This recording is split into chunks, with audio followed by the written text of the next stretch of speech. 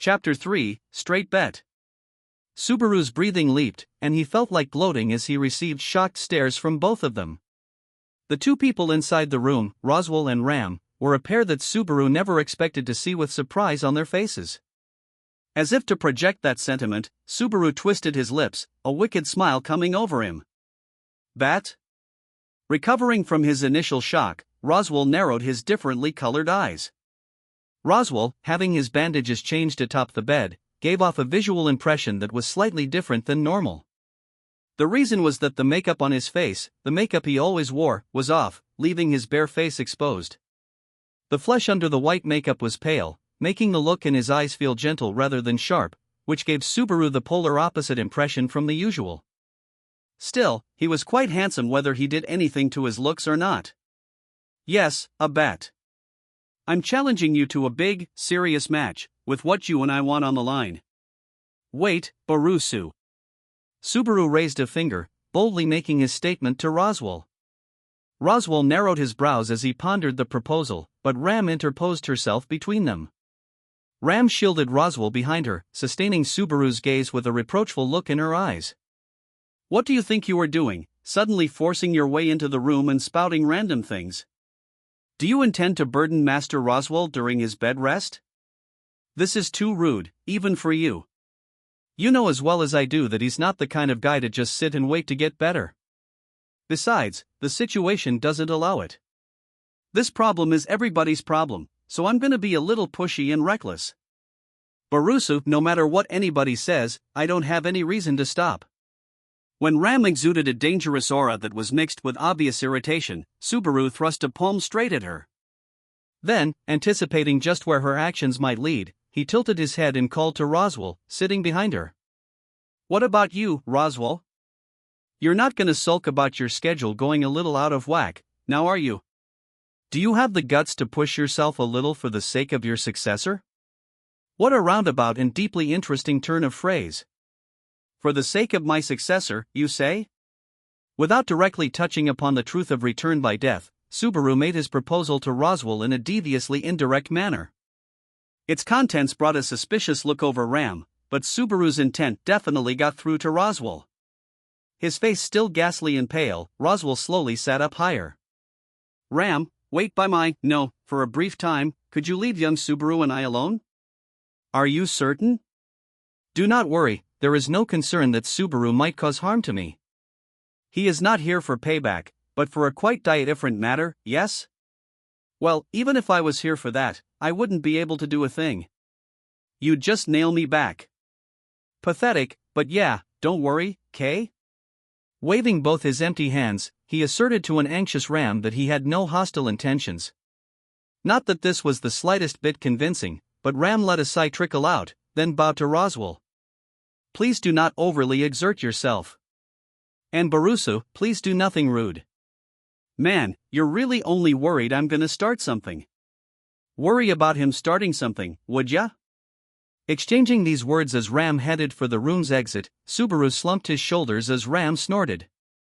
Then, after the door was closed, there were but two people, Subaru and Roswell, remaining in the room.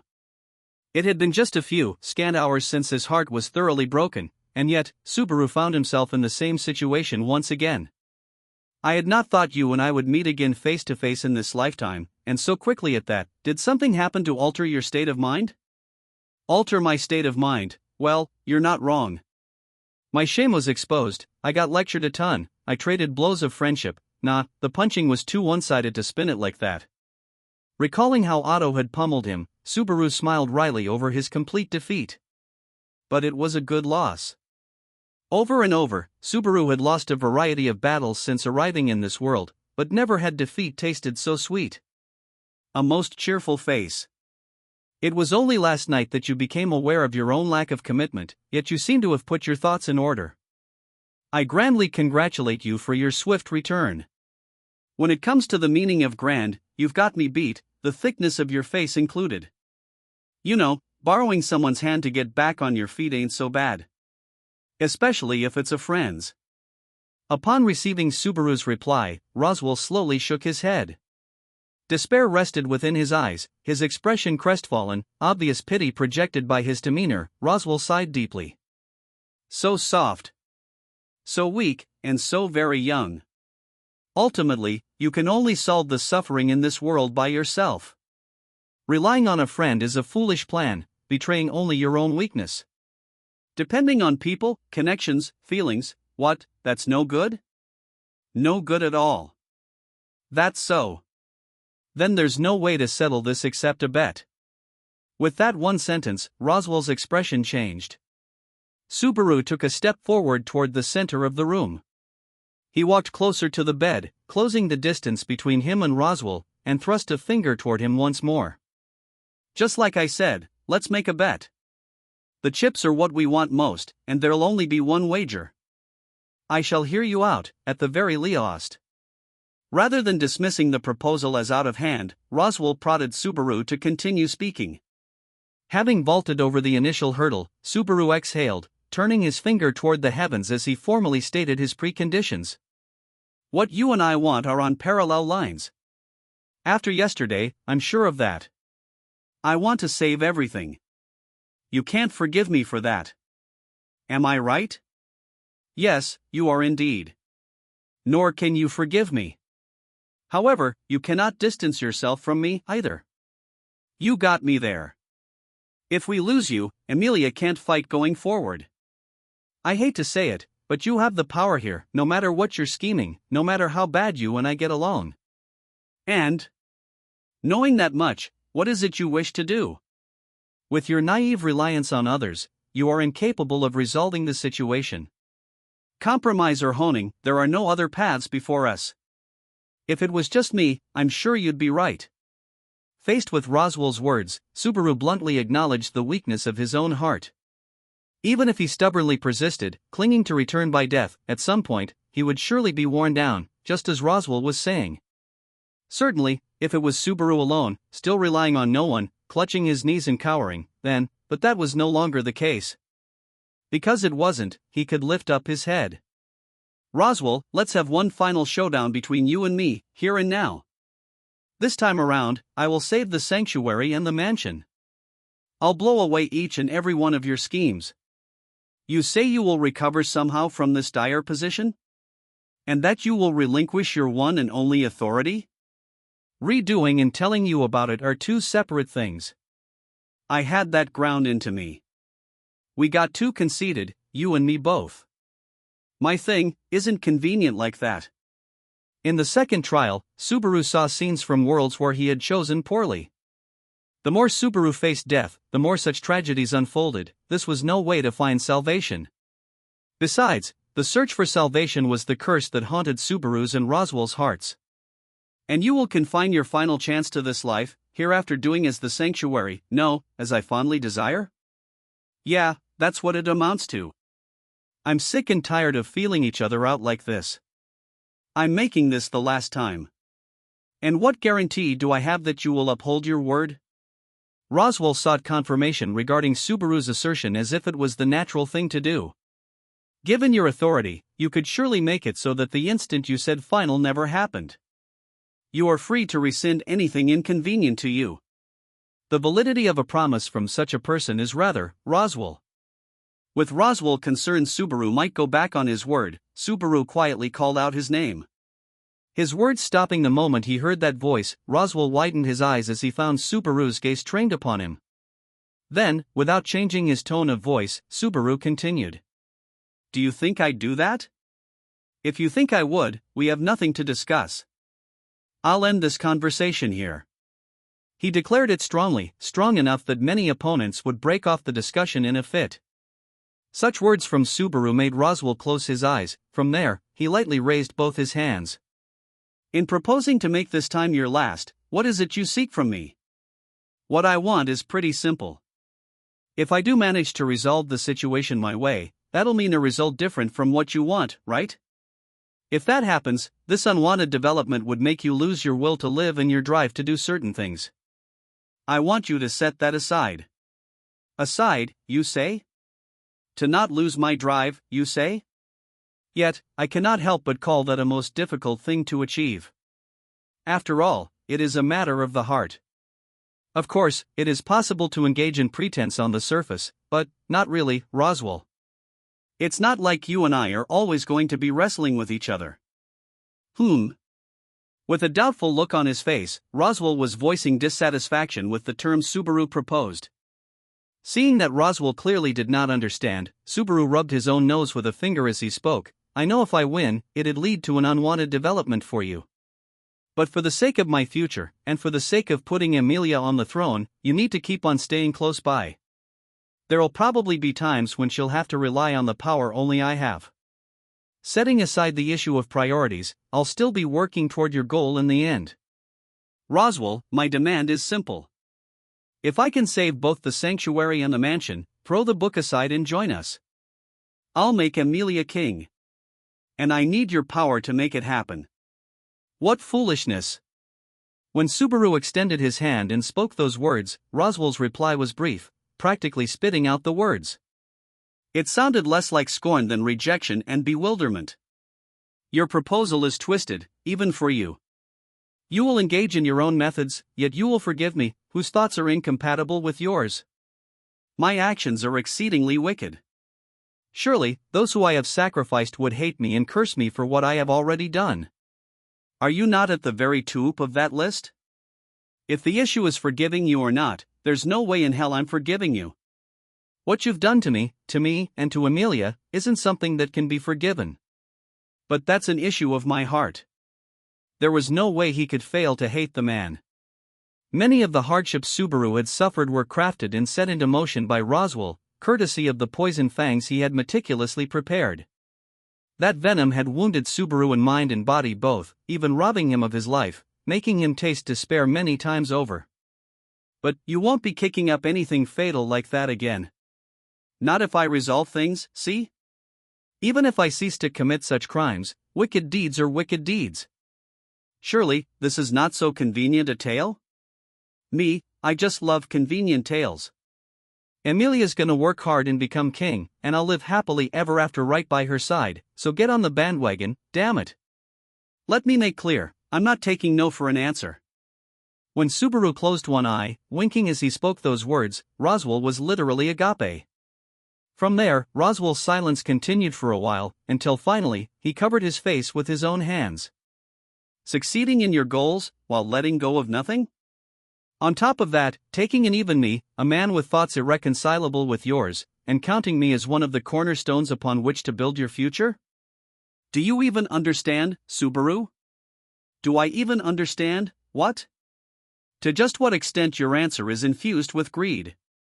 Roswell's words made Subaru's expression shift, not into surprise, but a smile of remembrance. Just prior to leaving the Castle of Dreams, Echidna had told him the exact same thing. Witch and devil alike had identically appraised his greed. And that was just fine with him. You're the one who said it, Roswell. His smile of remembrance became twisted as Subaru Natsuki responded with a wicked look. Backing me into a corner will make me the strongest card of all. It won't be the way you wanted it, but I'll be the strongest card you can play against your enemies. Still not satisfied? And if this strongest card is ineffective, I won't have any more hands to play. Your victory will be complete. I'll be your minion or anything you want. If Roswell won, his scheme would be fulfilled. This time, the terms proposed sent Roswell into prolonged, silent thought. Subaru quietly waited for him to voice his reply. And then, no matter how much you struggle, you cannot hope to achieve a breakthrough. Lady Emilia cannot overcome the obstacle before her, and the barrier will not be unraveled. The sanctuary will be buried in snow, and the mansion will sink into a tragic spectacle of blood. Yeah. It'll be worth it to see how you react when I screw all that up. Subaru raised his middle finger in a fit of annoyance. The gesture made Roswell sigh, whereupon he lifted a finger of his own. Just as you will run around attempting to fulfill your victory conditions, I shall give one more push to fulfill that which is written within my book of knowledge. You have no complaints, I trust? Well, can I take that to mean you're going along with my proposal? As you say, it is not a bad thing to do something for my successor. Nor do I lack interest in whether the results will be in accordance with what is written. In a world already contradicting the book, Roswell was declaring he would act according to its contents even so. Before all was said and done, Subaru had to wreck Roswell's plans, saving everything and everyone. Now that this is decided, time is precious. If you'll excuse me, I'll get started. Subaru. As Subaru turned his back on the bed, seemingly about to leave the room, Roswell called out to him. When Subaru looked again at him, Roswell averted his gaze ever so slightly. The snow in the sanctuary, and the attack on the mansion, will occur in 3 days. I expect a valiant battle from you, and an ignominious defeat. Say what you want. Roswell's mundane sarcasm made Subaru click his tongue and come back with a retort. Then, Subaru pinched his own cheek a little. Roswell, you're throwing me off my game here. Get that clown makeup back on, would ya? Come to mention it, this is the first time you have seen my bare face, is it not? I suppose in this world, it is. Once, in a world long left behind, they had entered the bath together. Subaru made a pained smile as he recalled the sight from back then that Roswell knew nothing of. This is about between you and I, 2 clowns toyed with by fate. Let's do this fair and square. Leaving behind only those words, Subaru left the room. They had come to terms on a wager over their incompatible desires. And so, it began. This was the start of Subaru Natsuki's final challenge, to liberate the sanctuary and save the mansion. Barusu, you look like you are engaged in wicked deeds with your friend. What happened? Having formed a promise over the wager, Subaru was just leaving the building when a voice came from behind. The bitter comment was all he needed to identify the speaker. When he turned back from the building's entrance, Ram was leaning against the wall to the side of the door, hugging her own elbows as she stared intently at him. Stop talking about wicked deeds and stuff. That makes me sound super shady. You'll scare people. It aptly describes 2 little men quietly plotting about this and that, does it not? Master Roswell permitted it, so I did not interfere, but you should know your place. Sorry, big sis, but I'm not facing an opponent I can beat with half-hearted moves on the game board. As Subaru shrugged his shoulders, his reply made Ram narrow her eyes in a sour mood. You have done it several times, but please cease addressing me as big sis. Ram does not recall becoming Barusu's elder sister. It is repulsive. Saying repulsive is overkill, geez. Well, it's like a bad habit. Forgive me, Kay? How self-serving of you. Why should Ram forgive such a? Right as she was about to strongly admonish him, Ram's words came to a halt.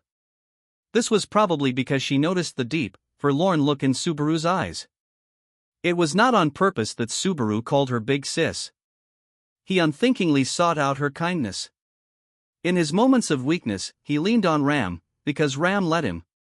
I have no interest in your strange hobbies, Barusu. Just as planned, Ram accepted Subaru's words as a joke without pursuing the issue further. I shall return to my initial question, then. What is this conspiracy you are up to? You really don't beat around the bush, do you? You shouldn't have been listening to me and Roswell talking anyway. Certainly, I was not listening. But I do have the means to peek. Clairvoyance, huh? When Ram pointed to her own eyes, Subaru remembered that she possessed the power of clairvoyance. That ability allowed her to synchronize with another person's eyes, pilfering their vision for her own. It was through this power that Ram had learned of the pair's wager. You're a serious housemaid to the core, but those poor manners are gonna make your master hate you. It is the cute selfishness of a uniquely faithful spirit and a wavering maiden's heart. Overlook it, please. Her statement was truly brazen in how it placed her on a pedestal, but Subaru hardened his cheeks. In that moment, he wanted nothing more than to continue this fruitless conversation with her. He forced down such personal greed. Right now, is Roswell accepting that cute maiden's heart and faithful spirit? When Subaru posed his question, it was clear that Ram's emotionless expression had grown frostier. The edge of her pink gaze grew sharper still, but Subaru boldly took a step forward, closing the physical and psychological distance between them. You're the one taking care of his needs. You've seen his black book, haven't you? If I told you, what would you do with the answer? I'm taking that as a yes, okay? Subaru interpreted her demeanor as a clear attempt to evade a direct reply, meaning Ram knew of the Book of Knowledge. Indeed, Ram had not denied Subaru's assertion. Ram knew of the Book of Knowledge. It was unclear whether her eyes had perused its pages, but what's written in that book decides whether Roswell takes a left turn or right. But letting him do as it says is no good. All hell will break loose in the sanctuary. And if that happens, everyone, do you think speaking such words will move Ram's heart? If so, how shallow you are, Barusu. When Subaru tried redoubling his words with an explanation, Ram crisply and sternly cut him off. The light in her eyes did not waver, not even as Subaru suggested Roswell's actions would lead to a dead end. To Ram, there is only one thing that can be placed above all else. This is absolute. It will never waver. Therefore, if it is your hope to change Ram's heart, please stop. There's no such thing as absolutes, Ram. Watch what you speak. I shall not warn you again. When Ram took Subaru's suppressed words as mocking her loyalty, her voice grew barbed. But Subaru's denial was not about Ram's feelings toward Roswell. It was directed at Ram herself, who had forgotten her other half, the most important thing to her in life. It was toward her using the word absolute. Barusu. Do you really expect something out of Lady Amelia? That was why, while turned toward a door, Ram continuing the conversation over her shoulder was truly unexpected. Her emotions remained hidden as Ram tossed the question Subaru's way. He immediately realized this was revenge. Having questioned Ram about her loyalty, she was now questioning his own. Yeah, I do. I trust her. She asked me to support her and everything. Subaru replied to Ram's question honestly and without reserve. Even while respecting Amelia's choice to challenge the trial herself, he'd schemed to push the matter away several times over. However, this was not because he viewed it as impossible for her and had given up. He'd never questioned whether she could overcome it, not even once. Subaru had arbitrarily judged that time did not permit it, and nothing more. Lady Amelia being unable to overcome the trial is through no fault of her own. Ram? There is a reason she stumbles without knowing why herself. Being unaware of this, she merely repeats herself, to no avail. Without touching upon Subaru's proverbial question mark, Ram said only this before opening the door. Before her petite physique vanished into the building's interior, Subaru instantly opened his mouth. Ram, the situation's already contradicting what the book says. Roswell is free. He didn't think of it as returning the favor for her words of advice. But he put the words on his lips all the same. The events had already strayed from what was written in the Book of Knowledge, and the world proceeded apace toward a new future. It was yet to be determined whether this was linked to tragedy, with all laid to ruin, or to breaking through fate itself. When Ram receded from sight, closing the door behind her, Subaru let out a sigh. In the end, Ram's position had not changed, nor had she spoken of things beyond her personal opinion. But she gave a lot more advice than I expected. Maybe she likes me, too. Are you still speaking such things? I believe the person concerned would be quite angry if she overheard you. This Feel the Love campaign is still ongoing. Go ahead and give me more good news to celebrate if you'd like. As Subaru shot the breeze, Otto, with leaves stuck to his hat, emerged from the shadow of a nearby tree, which he had been hiding behind. The sight made it hard for Subaru to deny Ram's assertion he was engaging in wicked deeds. Hiding 'cause you're scared of Ram? She won't bite. She's not as scary as she looks. I think that would also make her angry if she overheard it. At the moment, Ram is cooperating with the Marquis, so that makes us enemies of a sort, yes? It's only natural to be wary of her. Ram, an enemy? Subaru was fairly surprised when Otto made that assertion with eyes of reproach. In return, Otto gave him a questioning look, leaving Subaru agape at his own self. Otto's thinking was certainly correct. Given her position, Ram was on the opposing side. He should have thought of it in those terms from the beginning. Though he knew she couldn't be counted on as an ally, he'd still arbitrarily assumed she was a neutral party in this contest of wills. Ha! Mr. Natsuki, I understand just how much you have trusted Miss Ram in the past. There are also your feelings for Miss Ram remaining back at the mansion, to be sure. Just lay off for a second, alright? I'm still reeling from how naive I've been.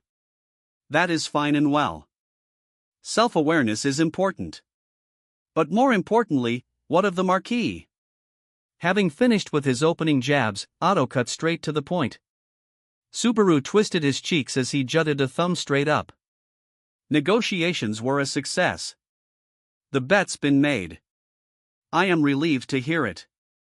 Well, I certainly thought he would go along, but tripping up here would have made all the plans for what follows come to naught.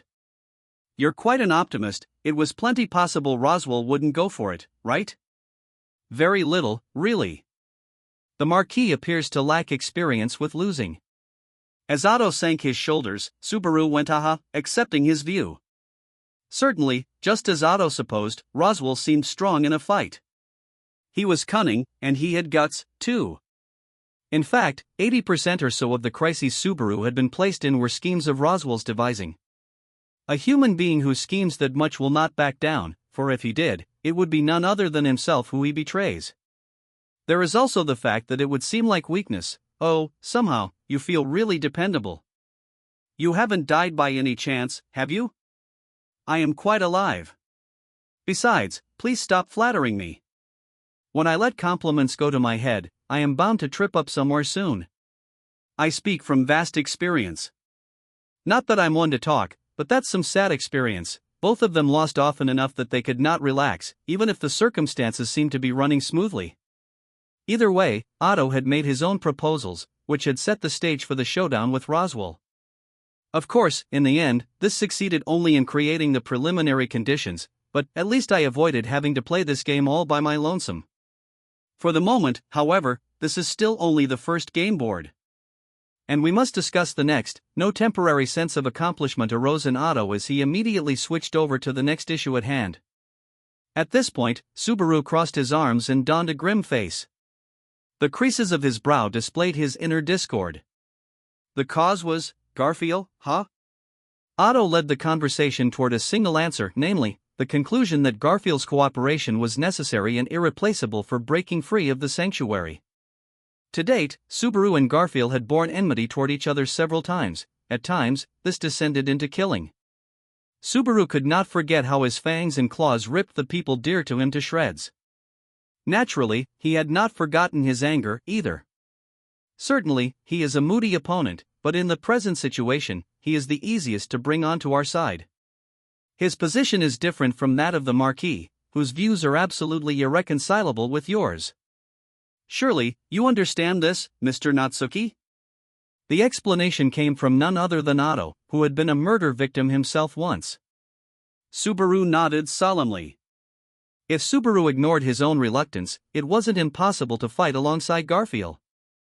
Indeed, Subaru had cooperated with him twice already. The first was against the witch, and the second was to confront Roswell. Both had resulted in tragedy, but... So the only problem is how I feel, isn't it? Well then, please forget about that here and now and let us speak of it no more. Forget and speak of it no more, man, that's easy for you to say. Subaru was less angry than taken aback at how bluntly Otto had put it. However, he said, "Now see here," as he thrust a reproachful finger forward. Mr. Natsuki, we have no time for this. There is no time to worry about such sentiment. As we speak, time is steadily passing us by. It is the same as merchandise growing stale. Before irrevocable damage is incurred, we must set aside our personal feelings. They are unproductive. I get it. Really, you're a lifesaver. To Otto, who was urging him to use all of his head rather than part of it, Subaru let the last part of his sentence trickle out in a small voice. He needed to cut off his emotions and deal with the top priorities. In terms of cutting things away, Otto's demand differed little from Roswell's. And yet, it felt like a world of difference to him.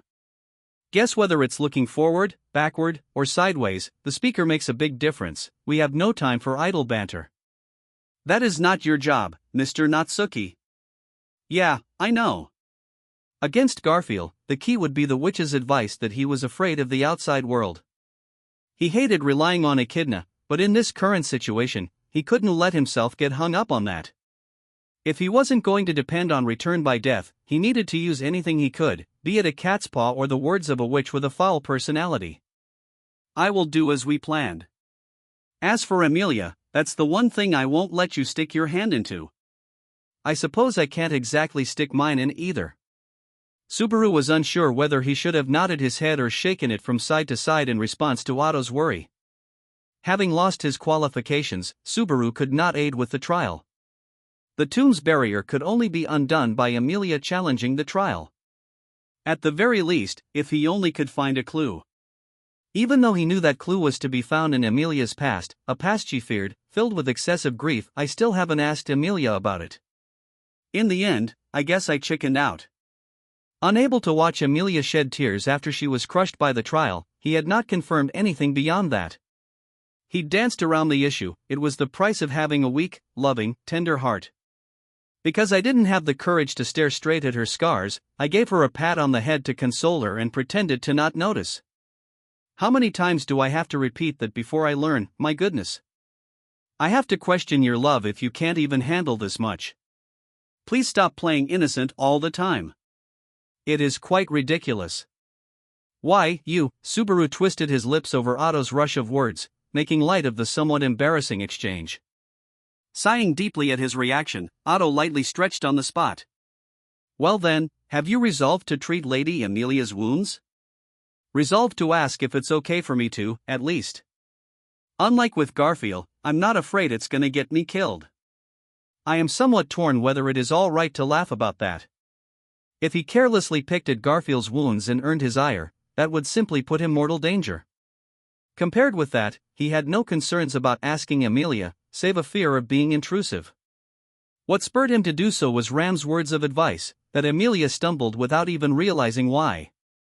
So for that, too, it all comes down to my Amelia, huh? She is not yours yet, Mr. Natsuki.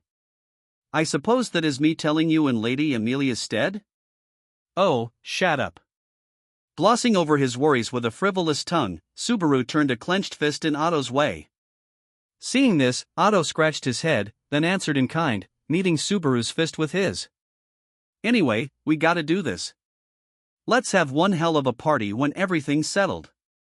Don't screw up, man. Indeed. For the sake of not just yours, but my own sparkling future, I'd certainly like it if everything goes nicely. Don't talk about stuff like your own sparkling future. You're worrying me.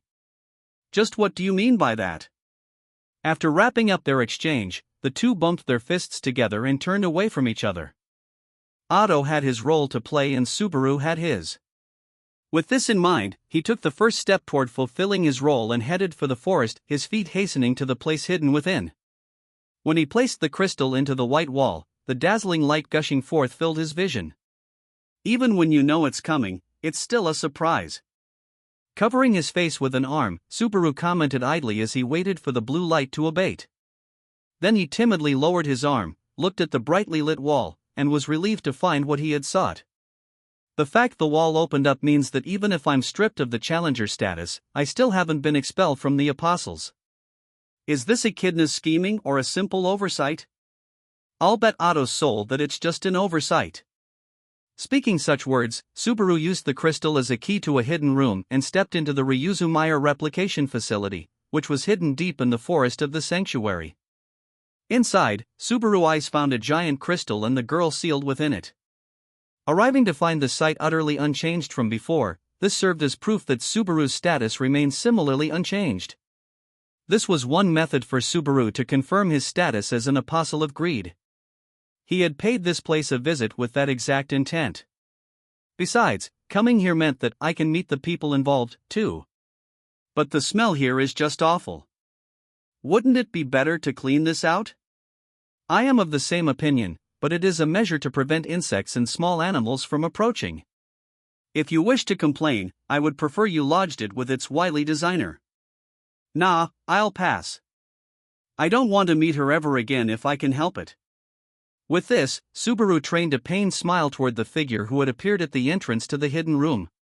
It was a girl with long, pink hair. Ryuzu, an individual with an elderly air about her. Walking over, the girl stood beside Subaru, gazing up due to their height difference as she peered into his black eyes. The air felt parched as she squinted at him with her round eyes. Now then, from the fact that you are here and the statement just now, it would appear you are already rather well versed concerning us? It's pretty much what you suspect. I already have a general idea about that, and the purpose of this place.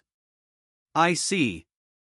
I had wondered if that might be the case when you went into the tomb to bring out Lady Amelia last night. There is now no question that you are a qualified apostle. Ryuzu was surprised by Subaru's reply but immediately nodded in acceptance. Somehow, she had a tired expression on her face. The look in her eyes was rich in deep sentiment. So it is you, young Su, who young Rose was waiting for. Sorry. That plotline's been scrapped. The editors said the readers don't want to see that. Ha! Also, I want to confirm something about what you said just now.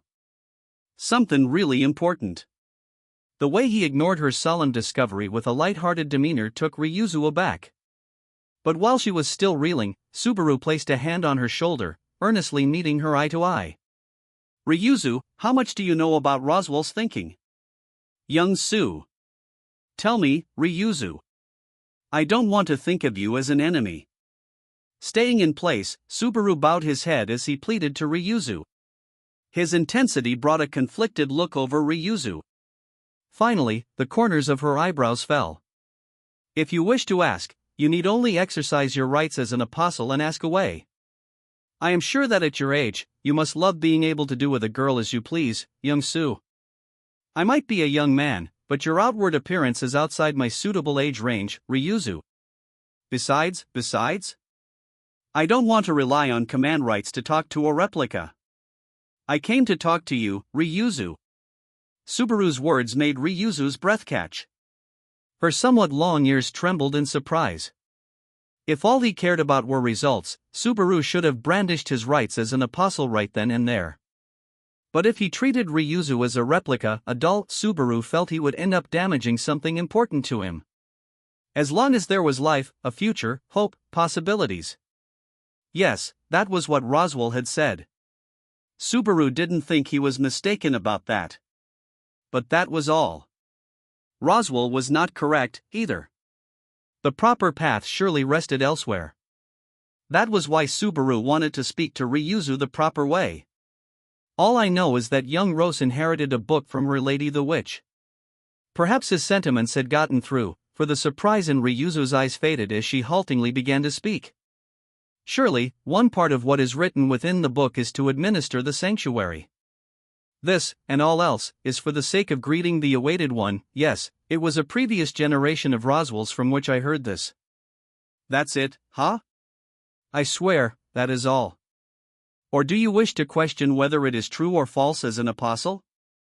I'm gonna pass. I trust you, Ryuzu. Perhaps it was more precise to say he wanted to believe her. Drawing in her chin, seemingly satisfied by Subaru's reply, Ryuzu looked at the hand resting on her shoulder. I must say, though, this is quite passionate of you. It makes even my heart beat a little faster. That's painting a problematic picture, but still, this is a big help. I mean, Ryuzu, if even you turned out to be a devil, I would have been this close to ordering you as an apostle to go sink into a smelter or something. You are a boy who likes saying very scary things with that childish face of yours, aren't you? When Subaru removed his hand from her shoulder, Ryuzu tut-tutted as she slapped her hip. It felt like an act of consideration to brush the stifling atmosphere aside. Going along with it, Subaru let his cheeks slacken. And then, having finished checking up on the initial scare, Ryuzu inclined her head. Now, from the look of things, this is no trifling matter. Young Su, are you in some kind of argument with young Rose? It sounds more impressive to call it a match than an argument. The results will be better for everyone if I win, so I wanted you to cooperate with me, too, Ryuzu. Young men resort to posturing so quickly. So what kind of dispute is it? The easiest way to put it is, what's the best way to liberate the sanctuary, I guess? So far as their relationship with Ryuzu and the others was concerned, the conflict between Subaru and Roswell began and ended with that. Both wanted the barrier lifted, The only difference was in how to bring that about. Subaru pinned his hopes on Amelia, Roswell pinned his hopes on Subaru. And I know that while you support liberating the sanctuary on the surface, you're actually part of the opposition. And that Garfield holds the same opinion. Finally, Subaru cut to the heart of the matter, which he hadn't had a chance to directly confirm to date. Previously, he had heard from Ram that not all residents of the sanctuary supported its liberation. Some residents were part of a faction that wanted to remain. Subaru was already confident that Ryuzu and Garfield formed the vanguard of this Remain faction and were the ones wielding the most influence within it. Once before during that loop, Subaru proposed that he liberate the sanctuary on his own. But the proposal courted Ryuzu's ire and resulted in Garfield crushing his plans by force. It could mean only one thing: neither of the two desired the liberation of the sanctuary. I understand how you feel. I don't intend to stand here and say heading outside is the absolute right thing to do. I understand the feeling of not wanting to change your environment. But opening a path to the outside created change, like it or not. It was instinctual to disdain this and seek to protect the present status quo, which was familiar. He didn't want to force that sentiment down. However, but it'll inevitably bring misfortune, and that's something I can't let happen. This once, it's necessary, by hook or by crook. In the near future, disaster would strike the sanctuary. When that time came, the only thing remaining would be death. To avert this catastrophe, the barrier had to be lifted. He needed to liberate this place. But the decisions did not end there. If it comes down to it, you can make a choice then and there. Whether one stays or goes can be left up to each person. But I won't let you keep the door locked. On that, I won't budge. Young Sue. I don't want to resort to it, but I will if I have no choice. So please don't make me. Let's settle this by talking to each other. He didn't want to depend on his right of compulsion as an apostle or anything like that. That was why he desperately wanted to settle things through dialogue. That's why, Ryuzu? When he raised his resolve-imbued face, Subaru furrowed his brows, perplexed. In front of Subaru, contrary to his expectations, Ryuzu listened to his words with what felt like a very conflicted look. Then, her face still conflicted, Ryuzu audibly cleared her throat. Ahem. I am sorry to interrupt when you are being so heartfelt, but where did you hear that I oppose liberating the sanctuary? Somewhere that's not quite here. You don't need to hide it. Don't go spouting something vague like young Garen. Give me a serious reply. Where did you hear such idle gossip? Idle gossip, I heard it myself, with my very own ears. Faced with Ryuzu's souring demeanor, Subaru's voice gradually lost its strength. After that, Subaru gulped, his eyes faintly avoiding Ryuzu's gaze. Ryuzu, don't tell me you're actually not opposed to liberating the sanctuary? As far as whether to lift the barrier, I have no intention of obstructing its removal. Just as you said, young Sue, whether one stays or goes should be an individual choice. That is what I believe. The hell? That's crazy. This unanticipated comeback sent Subaru reeling. He had come here with the intention of persuading Ryuzu, who apparently held Garfield's reins. And that was supposed to put him one step closer to dealing with Garfield, the linchpin to all his plans. Her reply had shaken those plans to the core. No, disrupting those plans was far from the only issue. Then, that time, why did you? I was sure I was being imprisoned so that I couldn't liberate the sanctuary. If I'm wrong, what was that all about? Clutching his head in confusion, Subaru desperately tried to make sense of all the inconsistencies. Ryuzu, watching Subaru with narrowed eyes, let out a delicate sigh. This is all quite a jumble. But I cannot dismiss your doubts as pure delusion. Ryuzu? Do you have any idea what? Before that, young Sue, I wish to ask you something. Interrupting the hasty Subaru's flustered thoughts, Ryuzu's serene eyes seemed sincere as she spoke. What is she going to ask me? Thought Subaru, blinking his eyes in surprise as Ryuzu hesitated ever so slightly. Young Sue, what do you think of young Gar? The question came out of the blue, but Subaru immediately understood the reason for her unease. I see, that figures, ha. Subaru's acceptance of what was natural became a sigh that trickled out from his lips. It wasn't complicated. Ryuzu was worried about Garfield. From their conversation to this point, anyone could tell that there was antagonism between Subaru and Garfield. That would no doubt have an impact on relationships after the sanctuary was liberated. To Ryuzu, it was unmistakably a major issue that went well beyond her personal affairs. That was why, to be honest, I don't have a good impression of him. At this point, he's my closest potential enemy. Thinking that hiding it was futile, Subaru offered Ryuzu a crisp answer. His reply made Ryuzu lower her eyes. "I see," was her faint response. However, seeing with that sunken expression, Subaru continued, "But by closest potential enemy, I mean that he's the one I'll clash with first. Once that's taken care of, I won't know if we can get along well or not until everything's said and done. To figure that out, among other things, I'd want to learn more about him." See, scratching his cheek, Subaru resigned himself to coming off as someone spinning a convenient tale.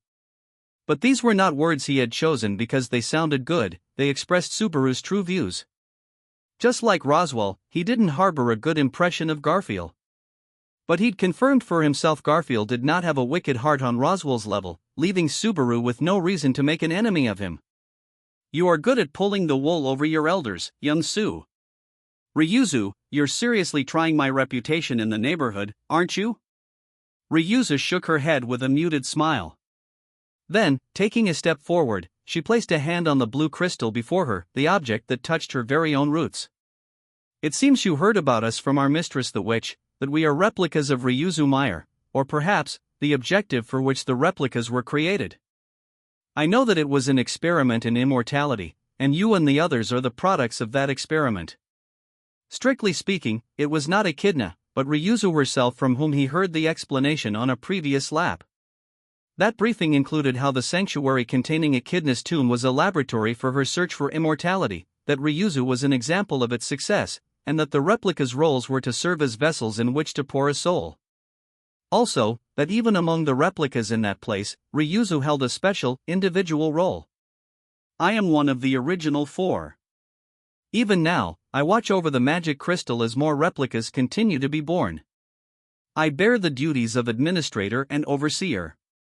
The 4 of us were to bear these duties in sequence. I heard the part about being one of the first 4. So besides you, Ryuzu, there's 3 other people? 4 people, is it? It is likely inappropriate to count us, born by unnatural means, as people. I don't want to treat you, who's currently living a full life as a lowly hag, like some doll. Don't try to convince me otherwise, okay? The other 3 people, wait." Breaking off his words there, Subaru licked his dry lips once. Instantly, a sense of déjà vu arose. Something stood out in his memories.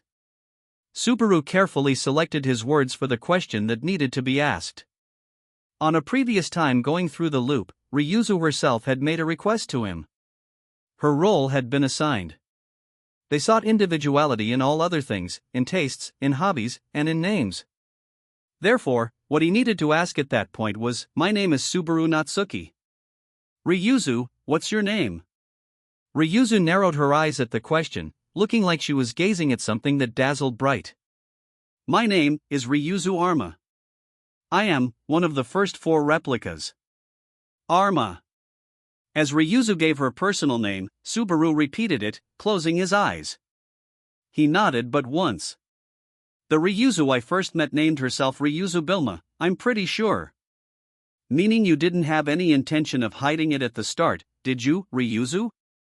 When he asked for her name, she answered. For hiding it meant repudiating the very individuality she had gained. Finally, Subaru understood, too. The 4 Ryuzus, the overseers of the sanctuary, shared their role with one another. The 4 had been pretending to be a single person. But why go through all that trouble? Couldn't you have just acted like quadruplets?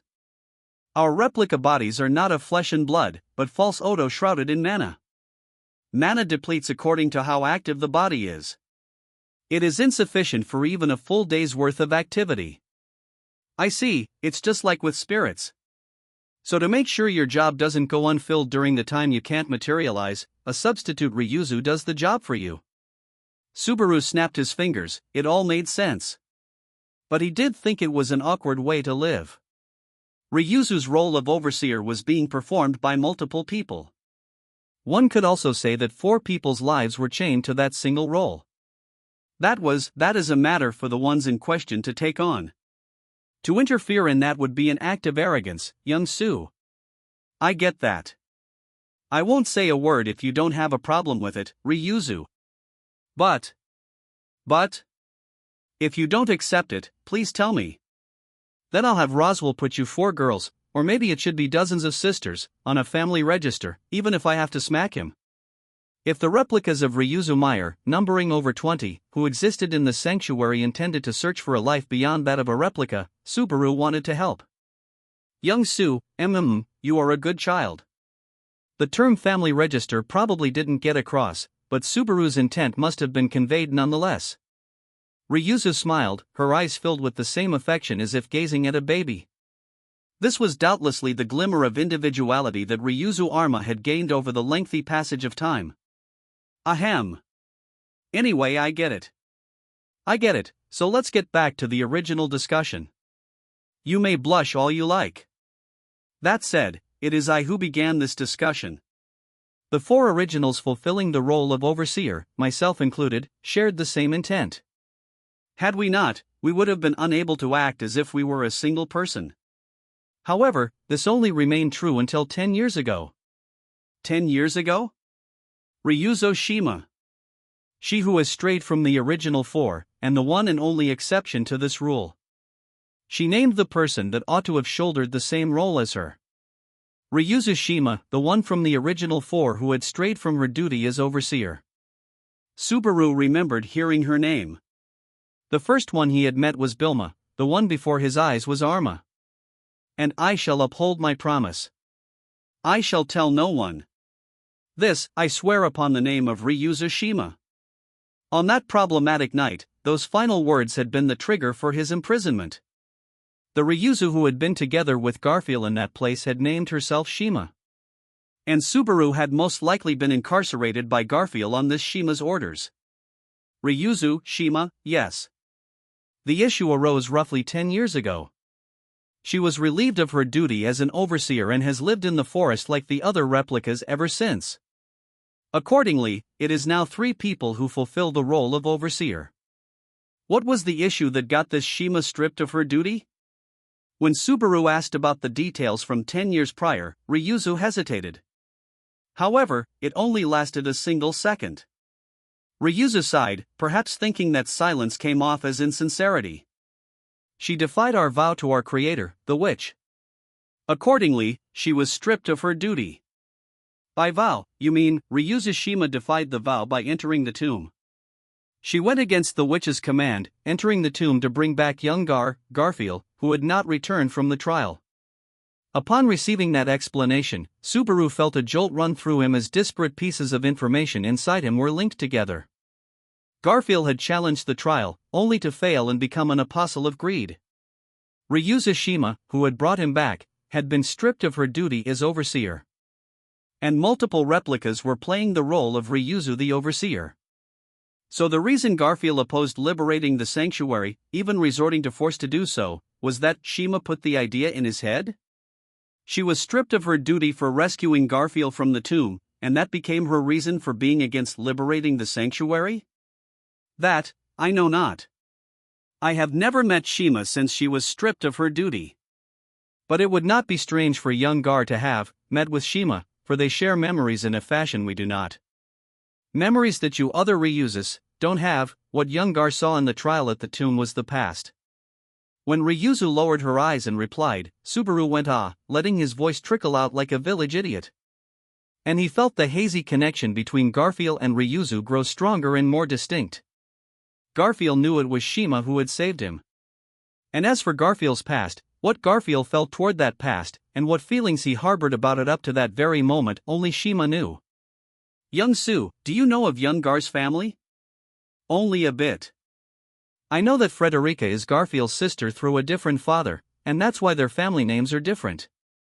Also, how only Frederica, who's thin-blooded, left the sanctuary 10 years ago. After getting that far, the 10 years ago time frame made Subaru open his eyes wide. What if the events of 10 years prior made up the barb deeply embedded in Garfield's heart? Don't tell me the past that Garfield saw was the sight of Frederica leaving? No, it is not so. Frederica left the sanctuary after young Gar took the trial. Therefore, what he saw was surely, after correcting Subaru's mistaken assumption, ReZero trailed off at the end. It was the hesitation of a human being who had a strong suspicion. Then, after a pause of several seconds, ReZero voiced her thoughts aloud. What that child saw was most likely when he parted with his mother. With a shudder, Subaru felt like something had torn into his own chest. Leaving your mother, and in the trial, at that, hit Subaru close to home. If that child of 10 years ago had seen something powerful enough to leave scars upon his heart, it must be parting with his mother. I cannot think of anything it could be, save for when young Gar and Fu's mother left them here. Parting with his mother, and being left behind. When Subaru put the possible past on his lips, to be blunt, he felt a little disappointed. It would be wrong to quite call it hope. But he'd imagined a much grander past than that.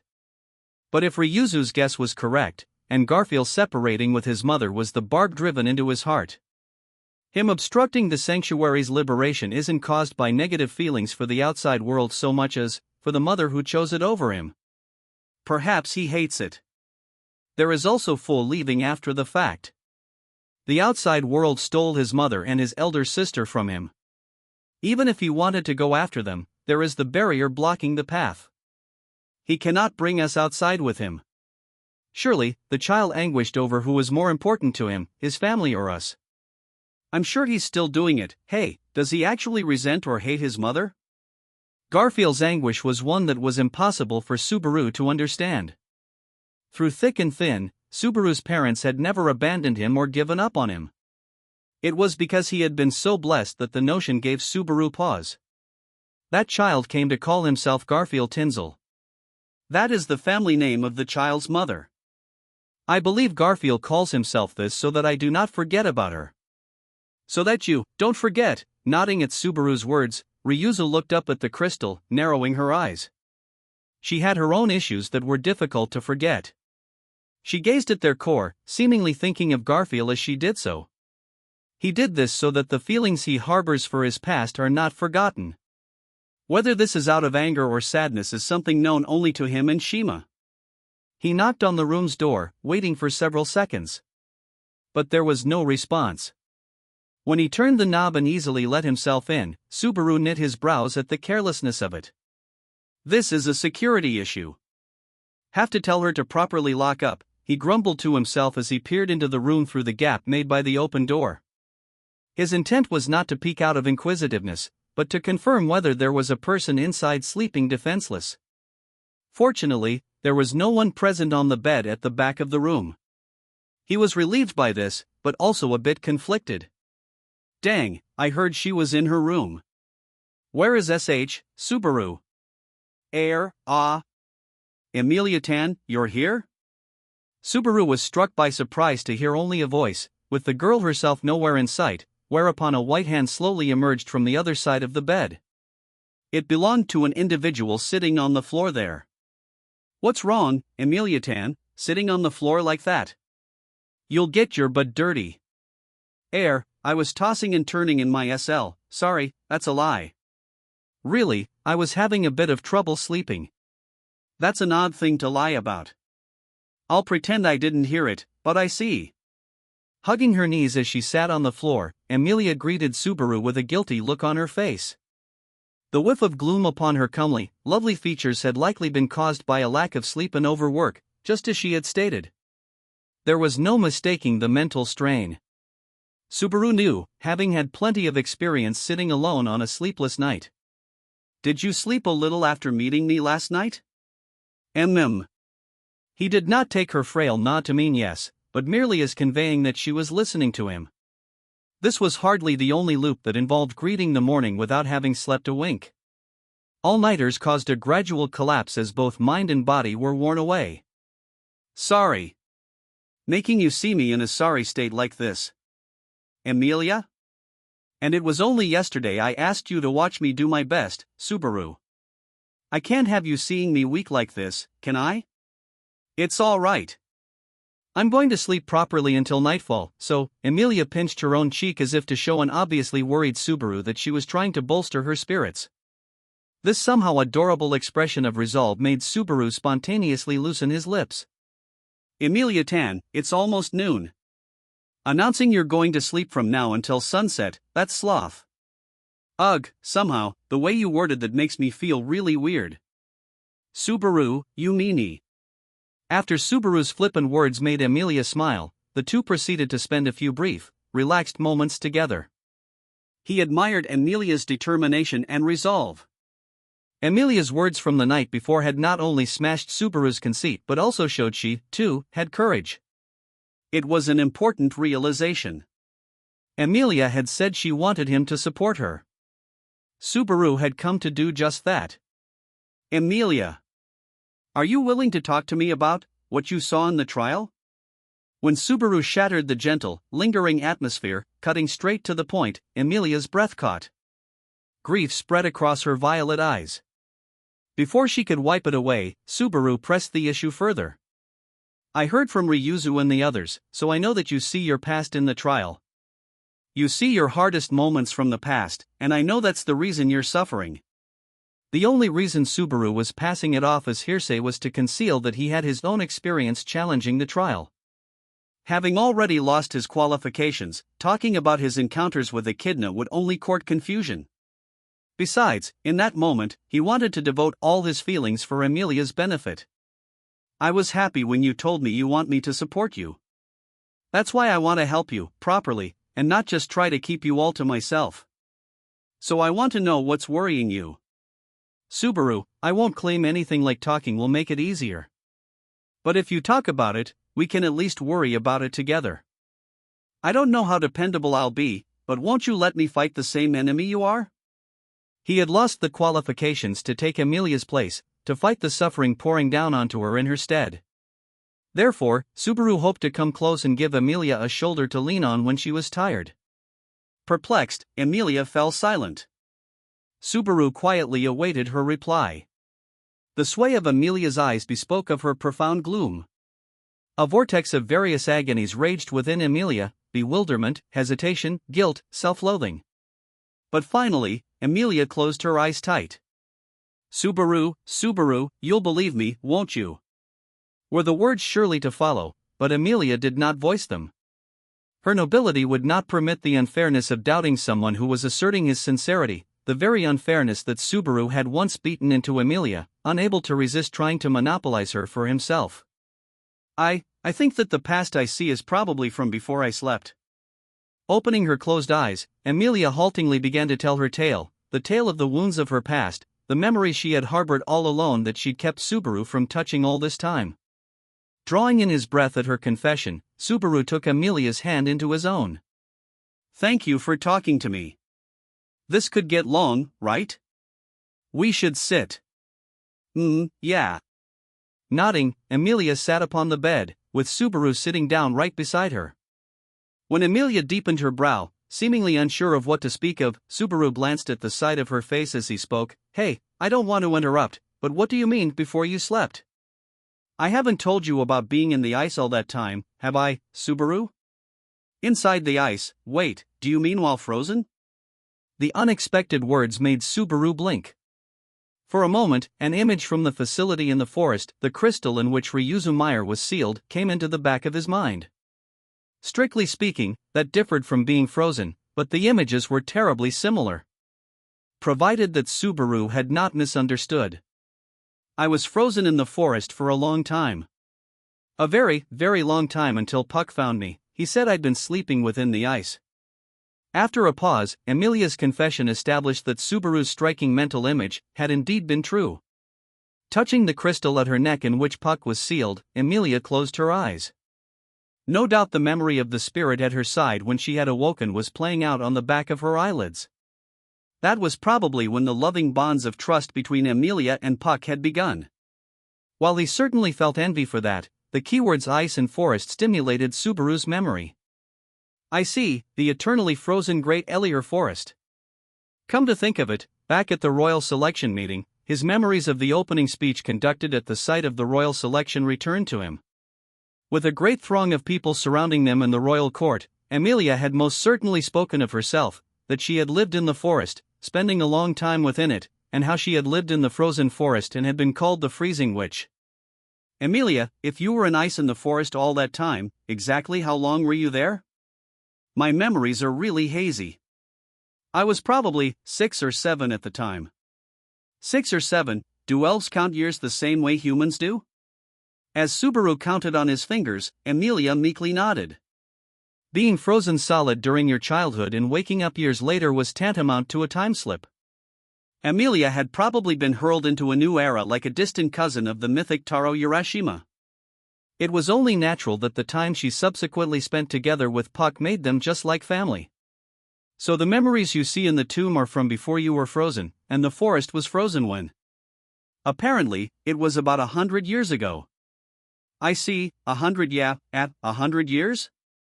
As he tried to put the timeline in order, her casual reply took Subaru by surprise. Noticing his reaction, Emilia asked what is it, as she tilted her head. I was imagining a span of 10 years, so I wondered if it was off by a digit. I mean, Emilia-tan, you look like you're the same age as I am, so I figured the time frozen was, I kept growing physically while I was inside the ice. That's why, right after I woke up, it was like being in another person's body, enough to make me trip and slip up all over the place. I see. So putting everything together, Emilia was around 7 years old when she first slept, and it had been 100 years or so later when she awoke. In other words, Emilia's chronological age was 107 years old. At this point in time. So Emilia-tan, how many years has it been since Puck woke you? I think it was probably 6 or 7 years ago. Emilia's reply was not very precise, but the response convinced Subaru that his doubts were true. She was 107 years old after emerging from the ice.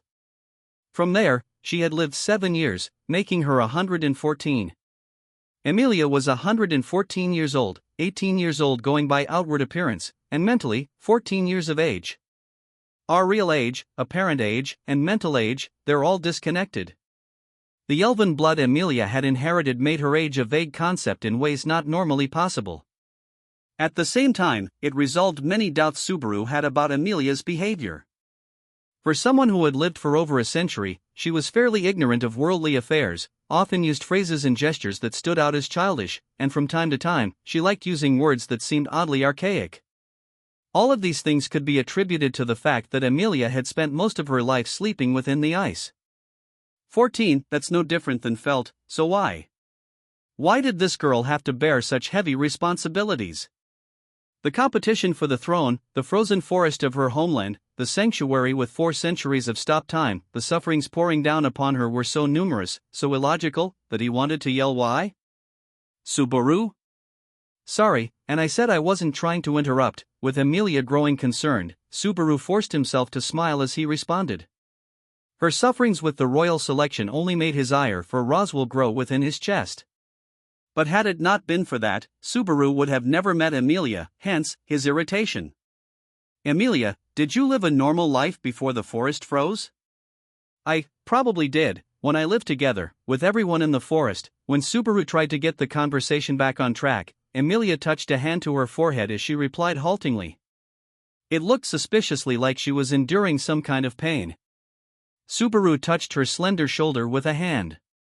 Emilia? Are you all right? If it's hard to talk about, it's all right. It's just, my memories aren't very clear. Even though I saw my past at the trial, I really didn't understand what I was seeing. You can't remember the memories you saw?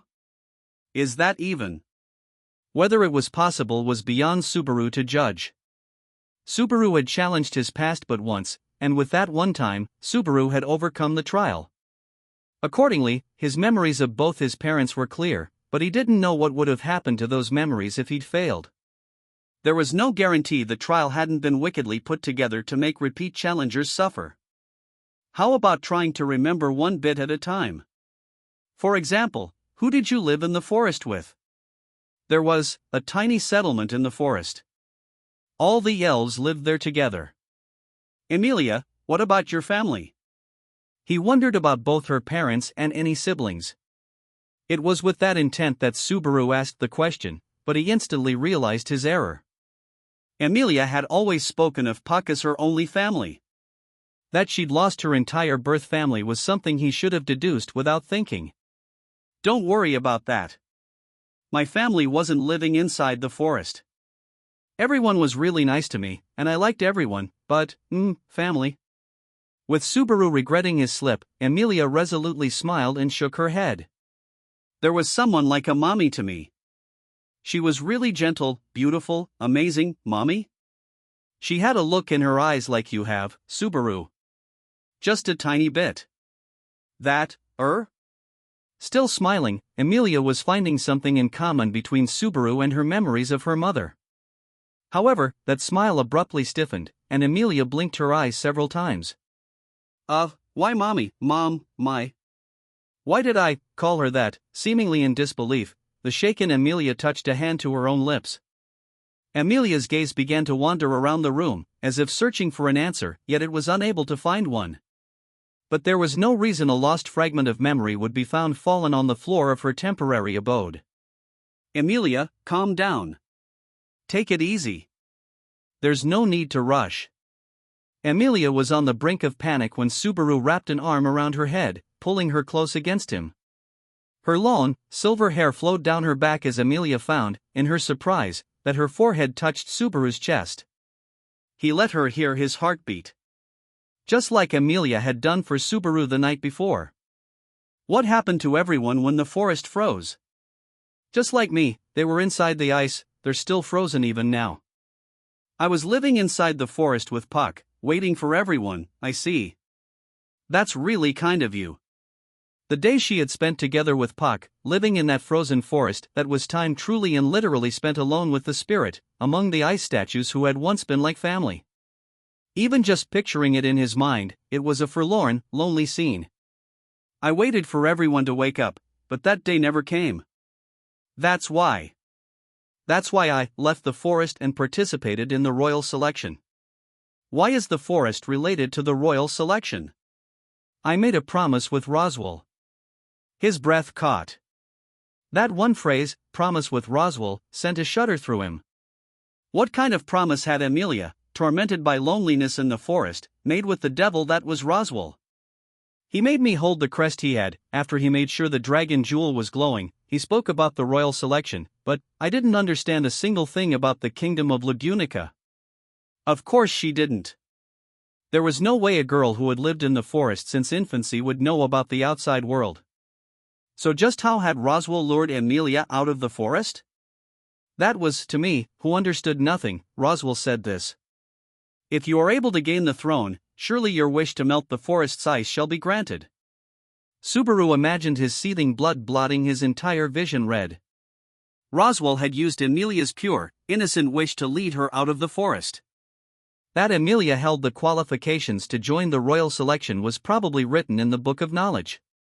Not because he held any hopes for Emilia, but merely so that he might add the strongest card fated to appear under Emilia, a card named Subaru Natsuki, to his own deck.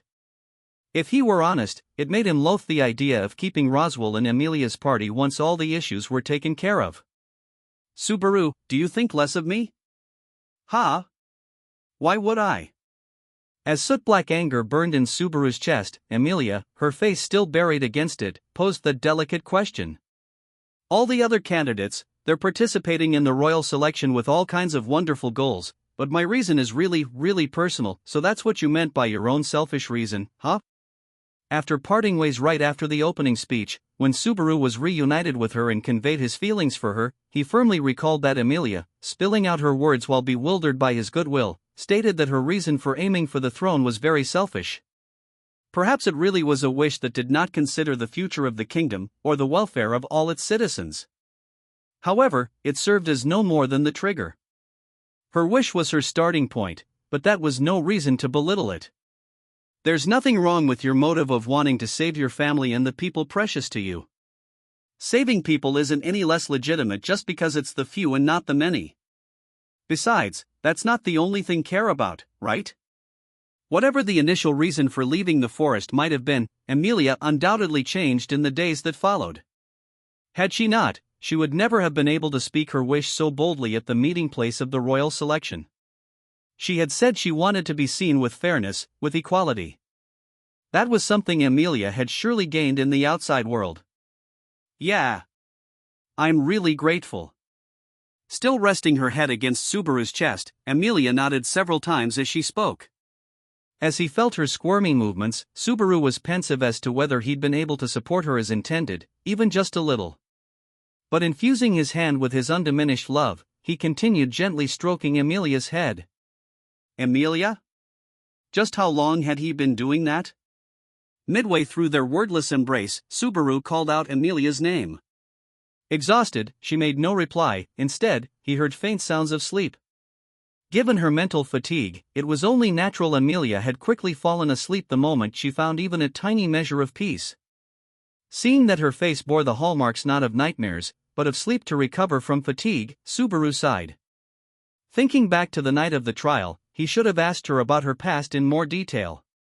However, in the end, Subaru had not.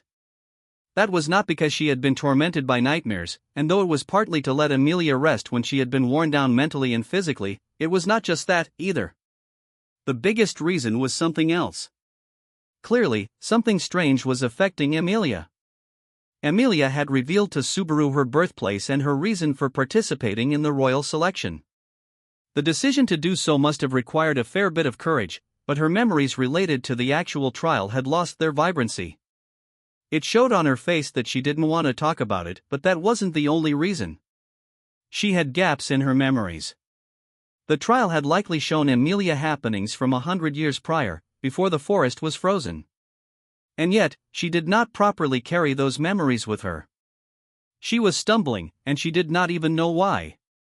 Truly, it was just like Ram had told him. Properly speaking, she could not recall the memories that were causing her to stumble. And this was fatal to her efforts. If things proceeded like every time before, Emilia would challenge the trial in a fresh state each night. It would be as if Subaru didn't retain his memories after a return by death and only knew of the events in the current instance of a loop. He would be able neither to reflect upon nor improve on his prior efforts. It made perfect sense why she kept failing. If this was a trap Echidna had set up, it was the worst kind possible, but she's not the type to watch and laugh as you challenge an absolutely insurmountable wall, is she? Echidna's rotten personality was an established fact, but he trusted in the fact that there was a certain aesthetic to her wickedness. That which would never establish a trial that could not be overcome. In that, the malicious which no doubt put on airs of godhood. Then again, there she was, resting in a world of dreams even after death. Maybe her power really did rival those of a god. Even if you are some deity, I'm not praying to you. If I'm gonna pray, I'll pray to my own goddesses. But at the moment, both of Subaru's goddesses had their hands full. That left Subaru to put his meager brain to use in both their steads. If Emilia has no means to search her own memories, then, laying the audibly sleeping Emilia upon the bed, Subaru looked inward in search of an answer. Had something in the past broken Emilia's spirit when she took the trial?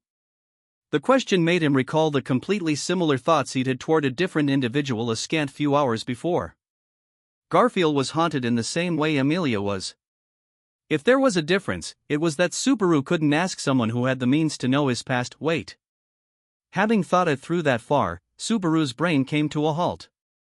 Subaru had contacted Ryuzu in order to learn of Garfield's past. It had resulted in a failure that took a wholly unexpected form, but the idea itself continued to have merit. And since he was facing a similar situation in Emilia's case, couldn't he try to adopt the same approach there as well? Even if Emilia herself doesn't remember, if I ask someone who does know, there were precious few who could possibly know what had happened in the Great Elier Forest.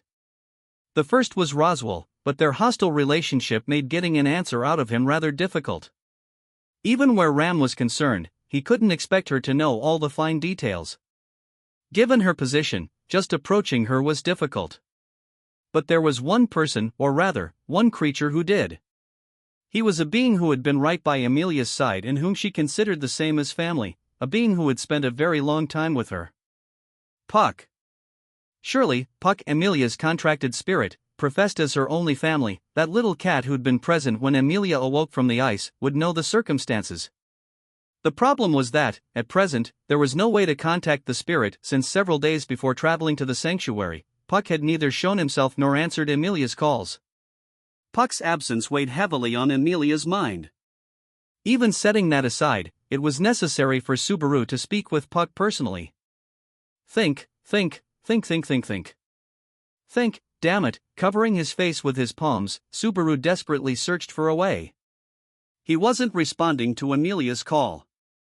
It was meaningless to attempt to set Puck in motion through any normal means as a spirit mage. Therefore, he needed some other way to forcibly wake up Puck. He dug through all his memories of Puck to date. They included his first meeting with Emilia in the capital, their reunion and fighting side by side at the loot cellar, the repeated exchanges of words between them during the mansion loop, and the times, after the start of the royal selection, when Puck had even taken his life. How many times was it that you killed me? Murmuring to himself alone, he was referring to fact that Puck had been the cause of return by death more than once. Subaru was not rekindling his grudge, he was purely confirming to himself what had happened, and how deeply their fates were connected. 3 times, an angry Puck had taken Subaru's life. And in each of those cases Subaru's breath caught, arriving at the possibility as he looked down at Emilia's sleeping face. Emilia was peacefully sleeping, too deeply to dream. There was nothing more Subaru could offer her than that tiny measure of peace. Or so he had thought. Sorry, Emilia. With that brief apology to her sleeping face, Subaru drew close to Emilia. Then he put both hands on her slender neck. Feeling her smooth skin on his fingertips, Subaru felt like he couldn't breathe. His heartbeats were so noisy. Sensing the fierce flow of blood with his eardrums, Subaru followed where that possibility led. If Subaru's expectations were correct, this would summon Puck. All he had to do was put strength into his fingers, as if I ever could. Immediately after, Subaru seemed to be enduring pain as he wrung out his voice. The sensation was real. Feeling the sharp sting of clamping his molars together, Subaru breathed raggedly as he backed off. The palms of both of Subaru's hands were covered in white frost. His hands burned like they had been immersed in a bucket of hot water, but in reality, the effect was the polar opposite. This was not agony from an excess of heat, but a biting ache from overwhelming cold. And the one who had made it happen was, you knew what I was aiming for, so you didn't need to go that far, damn it. I wonder. There's no guarantee that a certain mix of love and hate wouldn't result in harm to Leah, is there? And your love runs deep, Subaru. Hey, how did you know about my daycare teacher's reply to the love letter I wrote her in kindergarten? It really is scary to leave Leah by your side. Should I erase you, maybe? Don't casually use the word erase, geez. Besides waving both his aching hands, Subaru trained his gaze directly before him in resentment. His gaze arrived at Emilia's neck, or rather, at the green crystal hanging from it. The crystal was giving off a faint, pale light. The voice reaching Subaru was most certainly coming from it. Though, just as before, there was no tangible sight of him, for he had not materialized. Emilia Tan's all sad that the family pet ran away from home. Rather than leave, I have been right here the entire time, though. But, yes, I should say this. Replying glibly to Subaru's biting sarcasm, the crystal, or rather, Puck, would have probably been floating there with a big smile if he had taken physical form. In this strange atmosphere, he spoke, you have done well to call out to me. I am happy, Subaru.